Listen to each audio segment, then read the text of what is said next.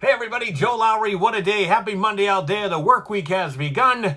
And just think, only 4 days until Friday. Well, as you may already know by now, the sad and shocking news out of the wrestling world as former WWE superstar and World Tag Team Champion Jim the Anvil Neidhart suddenly passed away this morning. TMZ, as well as several other news media outlets, reported that Anvil had experienced a medical emergency of some sorts. We have now since learned that the Anvil fell in his home, hit his head, and was experiencing seizures and convulsions at the time when medical personnel arrived on the scene. This was all around 6:30 this morning, and from there it was revealed that he had succumbed to his injuries.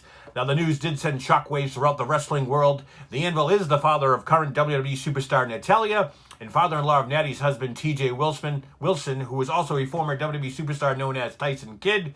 We've also learned that the WWE has pulled the planned match tonight between Natalya and Alexa Bliss for Monday Night's Raw for obvious reasons. Now, Jim Neidhart was an exceptional performer, and he captured tag team gold with his partner, fellow WWE Hall of Famer and former world champ, Bret the Hitman Hart, back in the 80s. They both formed the Hart Foundation and were managed by the Mouth of the South, Jimmy Hart. He was most recently seen on the hit show Total Divas with his daughter and some other stars.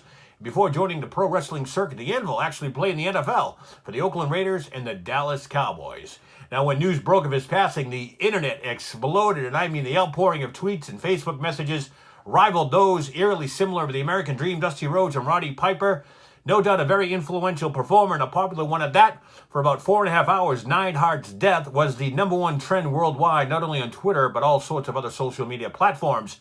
And that tells you something right there, folks. Neidhart's passing has created somewhat of a somber state in the industry, as he is the 4th professional wrestler to pass away within the past 2 weeks. That's right, this is on the heels of Brian Christopher, too sexy there, Brickhouse Brown, and of course WWE Hall of Famer Nikolai Volkov.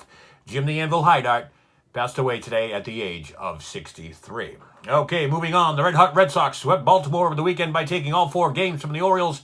The Sox have the best record in the major leagues and are 50 games above 500. That's right, 50 games. They are 85-35. They have not seen this kind of record since 1946. The Sox sit top of the AL East and have a comfortable 9.5 game over the dreaded Yankees. The Sox play 2 in Philly this week before heading home to Fenway. All right, moving on to Civil Warrior news. Another big week coming up. First off, donations are still being accepted for this weekend's Feed the Homeless campaign, which is taking place in downtown Brockton on Saturday. Don't forget, we have drop-off locations throughout the area, including the New Era Barbershop in New Bedford, Studio One in East Bridgewater, and of course, Capiello's Gym in Brockton. Team Line will be out in full force this Saturday, so feel free to stop by. Speaking of stopping by, Brockton Mayor Bill Carpenter, his communications director, will be stopping by Capiello's Gym this week to meet with Chad and Team Line. So do stay tuned for that later in the week. Now, as mentioned last week, Civil Warriors Team Lion bracelets are in. They're right here, folks. And they are selling like hotcakes. That's right. If you'd like to get your hands on these, or should I say wrist on these hot items, send us a Facebook message.